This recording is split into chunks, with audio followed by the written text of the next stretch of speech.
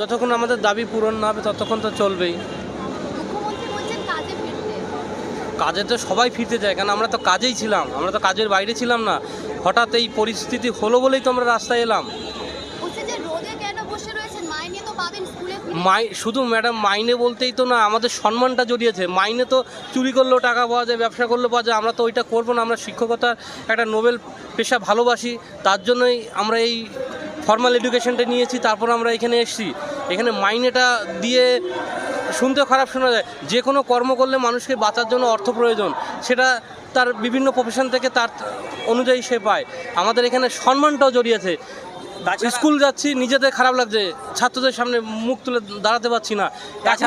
তাছাড়া আরেকটা কথা, আপনারা বলছেন যে মাইনে পাবেন, কিন্তু উনি একটা টাইমলাইন সুপ্রিম কোর্ট থেকে বাউন্ড করে দিয়েছে যে 31শে ডিসেম্বর 2025 পর্যন্ত। তারপরে যে কি হবে আমরা নিজেও জানি না। তার মানে আলটিমেটলি কী হচ্ছে, একটা ভার্বাল স্টেটমেন্ট বা সুপ্রিম কোর্ট বলেছে, এটা আমি মেনে নিচ্ছি, আমাদের এখন যাওয়া উচিত, কিন্তু আমরা চাইছি রাজ্য সরকারের তরফ থেকে আমাদের একদম নিশ্চয়তা দিক যে হ্যাঁ না, আপনারা চাকরিটা ফিরে পাবেন, একটা রিটেন ডকুমেন্টস আমরা রাখতে চাইছি। এবং যারা অযোগ্য আছে, সুপ্রিম কোর্ট তো বলেছে তাদের তো স্কুল যেতে পারবে না এবং তারা তো কাজে যোগ দিতে পারবে না। তাহলে সেইখানে যদি তাদের এখনও টার্মিনেশন না করা হয়, তাহলে সমাজ বুঝবে কী করে, স্কুল বুঝবে কী করে, আমরা বুঝবো কী করে? সমাজের মধ্যে একটা কনফিউশন তৈরি হয়ে গেছে। তা কারা, এই কারা খোঁজার জন্য ওনাকে মানে এই সংস্থা, সরকার, এসএসসি বোর্ড সবাইকে মিলেই করতে হবে। এরা অযোগ্য, এদের আমরা সার্টিফাইড করলাম এবং এদের টার্মিনেট করলাম, তাহলেই তো সেগ্রিগেশনটা হবে।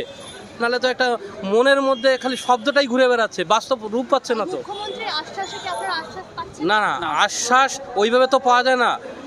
যেহেতু আমরা একটা এমন একটা জায়গায় চলে এসেছি না ম্যাডাম, আমাদের পিঠ থেকে গেছে, সম্মানের দিক থেকে, পেটের দিক থেকে, সমস্ত দিক থেকে সমাজের কাছে আমরা ছোট হয়ে গেছি। এত কষ্ট করে, এত প্রতিটা মানুষই যে যার জব অর্জন করে খুব কষ্ট করেই করে। তাই মতো পরিস্থিতি আমরা বিশ্বাস করি না বলবো না, আবার বিশ্বাস করি এটাও বলবো না। আমরা কাজ চাই, যার জন্য পিঠটা ঠেকে গেছে ম্যাডাম। নাহলে তো আমরা রাস্তায় আসবো কেন? কেউ থাকতে চায় রাস্তায়? আমাদের থাকার কথা তো স্কুলে।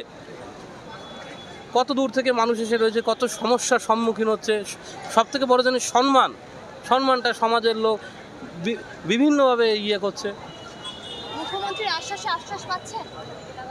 আমি আপাতত তো বলছি আশ্বাস কিছু পাচ্ছি না, কারণ দেখুন, এই যে বললো যারা তথাকথিত অযোগ্য বা যোগ্য, কিন্তু এখনও পর্যন্ত আমাদের যে IOSMS পোর্টাল থেকে স্যালারি হয়, সেই পোর্টাল থেকে এখনও কিন্তু ওদের নামগুলো তোলেনি। তথাকথিত যারা অযোগ্য হিসেবে আইডেন্টিফাই হয়ে গেছে, এবং উনি যদি সেটা না করতে পারছেন তাহলে স্যালারিটা সাবমিট করতে পারছেন না। অথচ উনি ভার্বালি বলছেন যে এতজন যোগ্য আর এতজন অযোগ্য, তাহলে সেটা সেপারেট করে অলরেডি তাদের জন্য